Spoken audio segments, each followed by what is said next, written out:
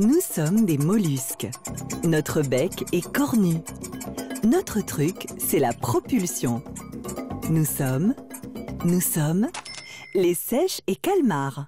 Ces deux-là se ressemblent beaucoup, mais ils ne vivent pas au même endroit. Les seiches dans les eaux peu profondes des côtes et les calmars dans les profondeurs. Ils ont des pieds sur la tête et une vision hyper développée. Savez-vous qu'il existe un point commun entre les seiches et calmars et les ninjas? Tous les deux sont experts dans l'art de disparaître. Comme les autres céphalopodes, les calmars ont un système de défense assez développé.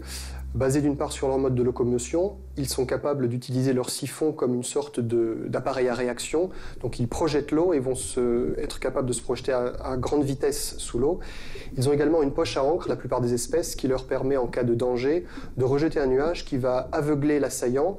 Certains types d'encre sont également irritantes et vont priver leur prédateur de son sens de l'odorat pendant un certain nombre de minutes. Pourquoi changent-ils de couleur ? Les seiches et les calamars, comme l'ensemble des céphalopodes, sont capables de changer de couleur. C'est une capacité qui leur sert à se fondre dans leur environnement, c'est du mimétisme, et c'est basé sur un certain nombre de cellules spécifiques qu'on appelle des chromatophores, qui sont dispersées sur l'ensemble du manteau et qui vont en fait changer de pigmentation en fonction de l'humeur de l'animal, de son état d'agressivité, de s'il est en chasse ou s'il veut se protéger de ses prédateurs. Les calmars géants, ça existe ?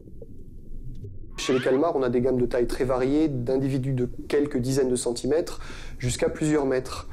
C'est le cas des fameux calmars géants qui, jusqu'à la fin du 19e siècle, étaient plutôt considérés comme des légendes. En fait, quand Jules Verne a publié son 20 milieux sous les mers en 1869, les naturalistes, déjà depuis l'Antiquité, avaient mentionné la présence de calmars géants dans les eaux profondes, sans preuve. Il a fallu attendre la fin du 19e siècle pour que des calmars géants s'échouent, que certains bateaux en capturent, et qu'on trouve des spécimens qui atteignent 15 à 20 mètres, tentacules compris, pour des poids de plusieurs centaines de kilos.